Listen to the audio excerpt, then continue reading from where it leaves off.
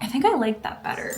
Good morning. I moved things around in my office, so now my desk is by my window, and I moved to the printer stand over here, and I want to get like a little reading chair for this side of the room. But I definitely love my desk being at the window way more than I thought I would. I thought it was gonna come out into the room too much, but the way that it's set up is just perfect, honestly. But anyways, welcome home, welcome back to the vlog. I think it's time for another reading vlog. I have so many books that I want to get through and so many series that I'm in the middle of that I just want to keep reading and keep powering through, because eventually I think my New Year's resolution in January is to reread my childhood favorites and see how they compare to the books I'm reading now. But for now, I just have books that I want to read. I feel like I'm such a mood reader, and my TBR jar is sitting on the shelf over there waiting for me to use it, but what can I say? Sometimes I just know what I want to read. And right now, what I know what I want is Jasper Gervais. Any man that this author, Elsie Silver, writes, I devour in days. And I'm already on page 150, which I'm a very slow reader. Being this far in a book after one day of starting it is impressive for me. I'm also listening to Crescent City on Audible. I don't know how to feel about it. It's very urban fantasy. There's a lot going on, and it's a very, very big book. I'm committed at this point. I'm gonna see where it goes. I'm gonna see what I end up liking more or less about the series, it's just interesting because I feel like with Agatar and Throne of Glass, I am automatically on the train for them. I loved them so much, so quickly. And with Crescent City, I feel like it's taking a lot more time for me to fall in love with the books and the characters, but I also don't know if it's because I'm listening to it on Audible either. I'm going to get through Powerless by Elsie Silver. I really have been doing good with reading more rather than doom scrolling, because doom scrolling, I was just in the habit for a couple weeks there. I was doom scrolling for so long whenever I could, and reading I didn't read, and it was weird. Like, I just wasn't getting through anything. But yeah, I just want to have a cozy reading vlog and talk about the books that I'm reading. I really want to do that. To start off the vlog, I'm currently in the middle of Powerless, and I'm telling you, anything that Elsie Silver writes, I am reading. Love this man. I loved The Last Man. I loved The Last Man before that. Elsie Silver writes men that I would let devour me and eat me alive. And I myself devour these books in such a short time for me because I am a slow reader. I will say Kate is still my favorite so far, but Jasper is like, I don't know. I think there's something to be said about peace in the silence rather than anxiety in the silence, because he's not much of a talker, but Sloane, the FMC, is more of the talker, more bright and sunny, but she is a yes woman. She says yes to everyone and anything because she doesn't want to let anybody down, and Jasper is kind of quiet and moody and mysterious, but they go together so well. Oh my gosh, like the tension, like just Jasper is a hockey player and Sloane is a ballet dancer, and they grew up having summers together on the ranch, and they both have feelings for each other. And right now they are going on a road trip. The little hints that he drops and the little hints that she drops are so cute. I'm gonna keep reading. I'm on chapter 15. They are playing pool right now together, and they're a little tipsy. So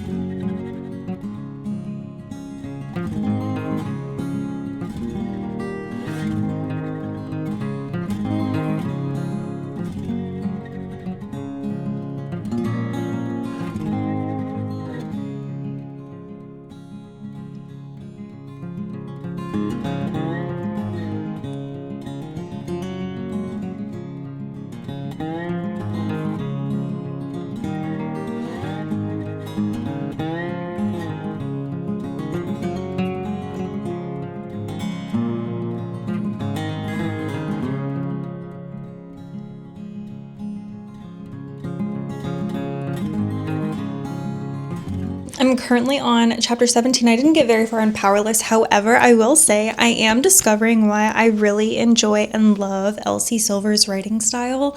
And she just gives us every single little moment of what goes on inside of her characters' heads. She really gives us the in-between thoughts. And I'm going to keep reading. My system is a little slow. Actually, my system literally just loaded. Funny enough, perfect timing. I'm going to send an email and I'm going to, I have a little bit of work to do and then I'm going to keep reading and see what I can get done. I have a meeting at 1, so we'll see. What that means is I'm going to be turning on my audiobook again. I listen to my audiobook a lot while I'm working, while I'm doing chores. Crescent City, I really still don't know how to feel about it. I feel like I'm struggling to like it for some reason, and I don't know why, but everyone's telling me to finish the Throne of Glass series before I read Crescent City or finish Crescent City. I honestly could probably read Throne of Glass faster than I feel like listening to it, so I'm not really too upset about that. But I'm gonna keep listening just in case. It's a 2 to 3 star for me. I don't know why. Maybe it's moving too slow. I'm interested in the story. I just feel like there's something off about it for me.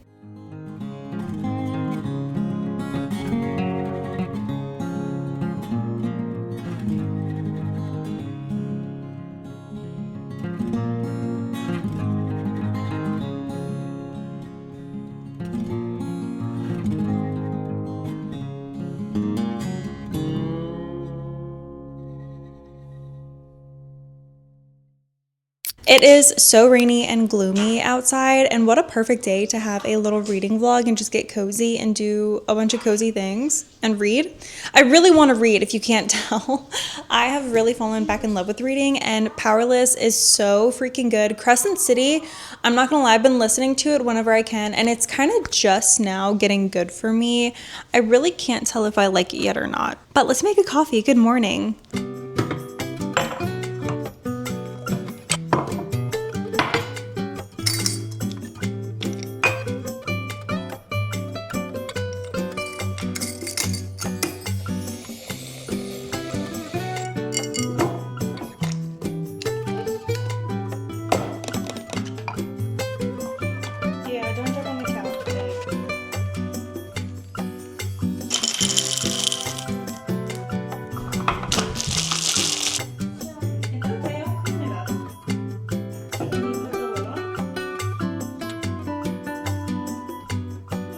Is it good?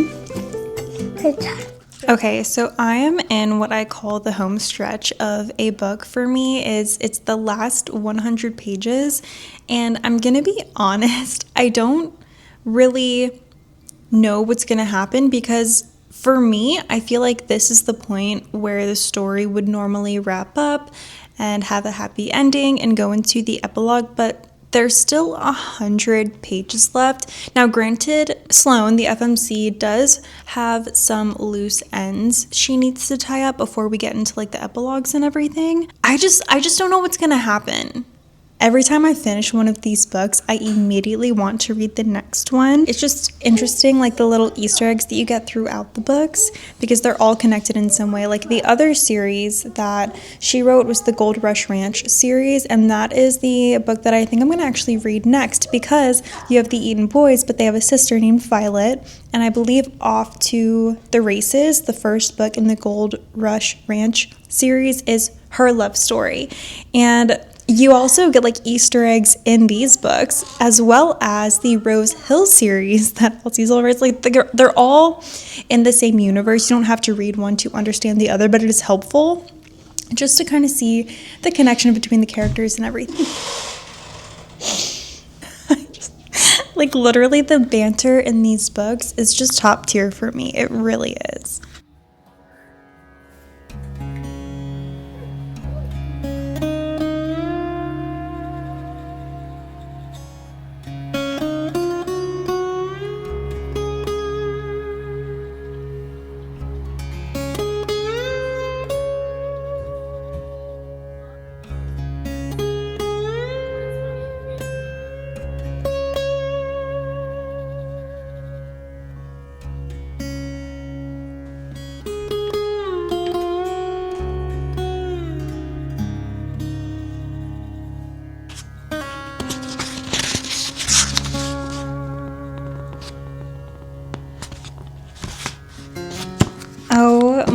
gosh, shut up.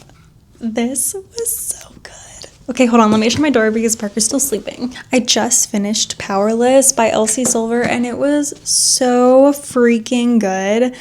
I am not sure if Jasper's my favorite. I will say I really, really, really connect with the women in relationships that Elsie Silver writes. I think she's a phenomenal writer. I feel like I really see myself reflected in a lot of the female characters, but I just can really connect with the men in these stories too, not in the sense that I am putting myself in their shoes, but just in the sense that I really understand them. It's really interesting. I never really thought that I would feel so connected with these characters, but they're so good. My lips were so dry. Okay, I like to read a romance in between my fantasy books, and so I'm debating on whether I want to read another romance and just kind of keep the ball going, or if I want to read a fantasy book. The next book that I have in the Throne of Glass series to read is Heir of Fire. And I'm telling you, the complete cliffhanger and plot twist that I was left on in Crown of Midnight was so good. It made me want to read the next book so bad. And I just finished that 2 days ago. Or maybe I switch it up and I read a first responder romance. I've never read a first responder romance, and as someone who's married to a first responder, I think it would be really interesting to see how much I connect to the book. So maybe that's what I'll do. I'm actually going to go grab it right now. So this is Moonlight in Honolulu by Nalani Titcomb, and I am excited to read this book. I really want to be committed to finishing it though. I think I started it and oh no, just kidding. I didn't start it yet. This is a firefighter romance, which is perfect for me. So we're gonna see how much I like it, because her other book, Mahina, I thought was okay. So Moonlight in Honolulu is about Ellie, who moves to Hawaii, and all she wants to do is keep her head down, lay low, and live a simple life. She'd never consider that people would actually want to get to know her. Can Ellie survive flying under the radar, or will the handsome fireman douse her fire and bring everything to light? Kona is the captain at the local fire station, a town hero to most, dashingly handsome to all. Ellie intrigues him, and he won't stop until he's figured her out. Can Ellie finally find love and family she's always yearned for, or will her past come back to haunt her? Ooh, but first, I think I'm actually going to update my Fable. I'm going to say this is a 4.5. I'm going to take a little pause, see if there's any chores that I can do while Parker takes his nap, and then jump back into it later. Okay, so if you don't know, I grew up in Hawaii for a bit, and so some of the things in the book so far are very second nature to me and very obvious to me, like when Kona calls Puna auntie, or even the ukuleles that they're playing on. Ellie doesn't know what they're called, and I'm just like, I feel like that, even if you didn't grow up in Hawaii, you would know what they were called, because it's just a very widely known instrument. But maybe I'm wrong. I mean, I grew up around this stuff, so for me it's just really funny to see how the author tries to explain it to us. I think that the main FMC has a lot of trauma that she has to work through, and we kind of are hinted at what that trauma is, but she doesn't explain it yet. It's only page 49. It's kind of a mystery. I'm sure we'll find that out later on. And then Kona just kind of sees her as this person that he wants to protect, and he's a fireman, so it's kind of in his nature to protect everybody, right? So I think it would be interesting for me to see in his eyes what makes Ellie so special and how this connection grows, because it's very at first sight feeling kind of right now, but Ellie has trauma that she has to get over, and Kona just wants to be the one, I think, that she opens up to. So let's see where this goes. It's so funny because then literally in the neck on the same page where she doesn't know what the ukulele is, she's asking for Hawaiian Sun and the different flavors. I don't know. Okay, anyways, I think I actually could finish this tonight or tomorrow. Something happens to Kona, without giving away too many details or spoilers. and Ellie cannot get a hold of him. And it says here that tears welled up in her eyes, spilling down the side of her face. She had gotten so used to him being around, taking care of her. She could talk to him about anything. He always knew what to do. Without him, it felt as if her world was crumbling around her. And I think in this scenario, I would feel the same way. It would feel like my world was crumbling without my husband. Okay, I'm probably gonna look crazy because I'm getting ready for bed, but you guys, this book, I finish it, and here's my thing. I don't think that her writing style is my favorite. I don't think it's for me. I just kind of think there might have been too much going on. This one I obviously bought because Chris is a firefighter, and I've been looking for a firefighter romance, but this was just like way, like, I will say the last 80 pages were my favorite. They almost didn't have anything to do with like the romance. I don't know. It was I'm like in shock. It got really crazy at the end. And here's my thing. I don't come across a lot of books that I don't like because I just like to read, but this was just not one of my favorite books. I don't feel like it kept my attention very well. I read it very, very quickly because I wasn't paying attention to a lot of the details. I'm definitely rambling on about this book longer than I want to or need to, but I will say, before I finish getting ready, I am already back with my next read. I'm going to read Off to the Races by Elsie Silver. I think I'm just in an Elsie Silver mood. Her books really, really just put me in such a good mood when it comes to reading, and so I'm gonna finish getting ready for bed and I'm gonna start this one immediately. I feel like I need it because this was not what I expected it to be. It just wasn't a romance to me, and I don't really know what I would call it, but it was just more fiction. But I'm ready to read this. Super, super ready to read this. And I keep getting all of the books mixed up. I think earlier I said this is Violet's love story. This is not Violet's love story. This is Vaughn, Harding, and Billy's love story, and then the next book is Violet's, but I still need to read it to get to the next one. So let's get ready for bed and start reading.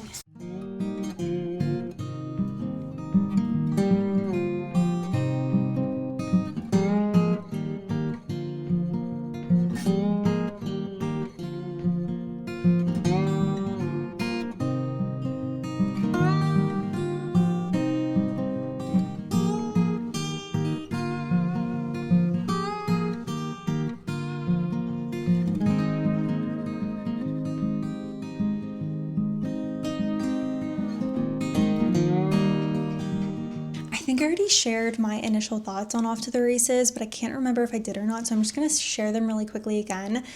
So the two main characters are Vaughn and Billy. Vaughn is the MMC and Billy is the FMC, and I don't like him. I don't like Vaughn right now. He's giving off very spoiled, pompous butthole vibes, and I'm not here for it. And so it's funny because Billy, the FMC, is very driven. She's very hardworking, and she knows what it is like to put that hard work in, and she's in a position where she wants to prove herself, especially as Vaughn is her new boss. But the initial attraction is there, which I think kind of put me off for a minute because I just wasn't expecting it, because they don't like each other as people, but they are both recognizing that they're both physically attracted to each other. This is the first male character that Elsie Silver has written that I do not like.